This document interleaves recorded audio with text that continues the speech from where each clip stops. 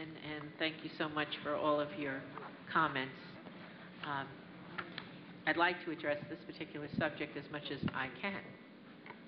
The first thing I'm going to say is that it was an unfortunate communication in the newspaper. Secondly, I want to respond to Ms. Reynolds and to other people in the audience who say that's what our workshop is for. Our workshop very often is filled with so much work to do, and that particular resolution was given to us at a very late hour, and obviously the nature of this type of resolution is such that it really requires, in my opinion, vetting out further, and discussing further. While I agree that feasibility studies are just what they are, feasibility studies, but there are a number of issues, and one of the things you do as a council person, because we have all been duly elected by you, okay, to be your voice and to also do the research and have enough time, especially with something as important as this, to have discussion, to have open, honest government, and to vet it out, and to not have a resolution given to us at a late hour that is so important and be expected to vote on it, and then to have it appear in the newspaper the next day, whether quoted correctly or not quoted correctly. Perception is very important.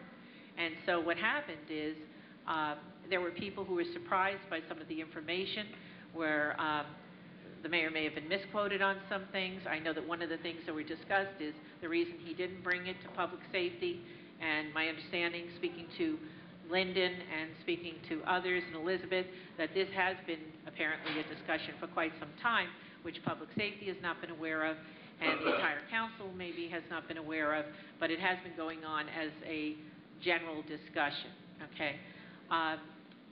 We are in hard times, in very hard times, in terms of financially, and of course, trying to look at and balance, the savings of tax dollars and looking at the various things and ways that municipalities, which makes up a very small amount of the tax dollars, what is the least restrictive, in terms of our services.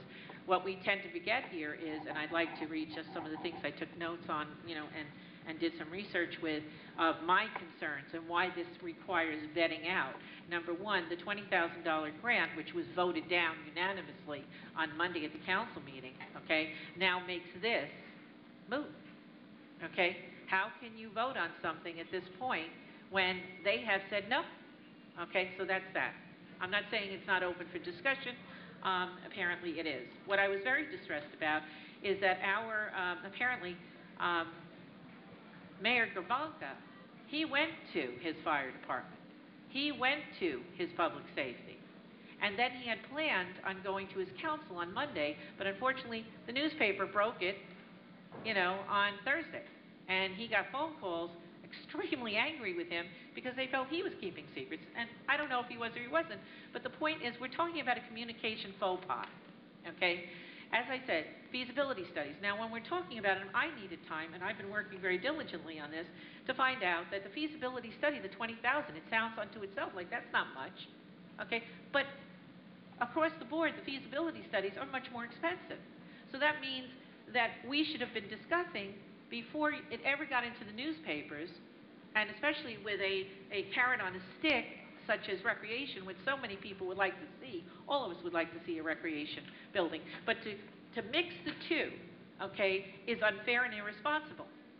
Okay, we as a council, who are duly elected by you, have a responsibility to do a lot of homework on this, and some of that homework could have been done had we been notified earlier on. So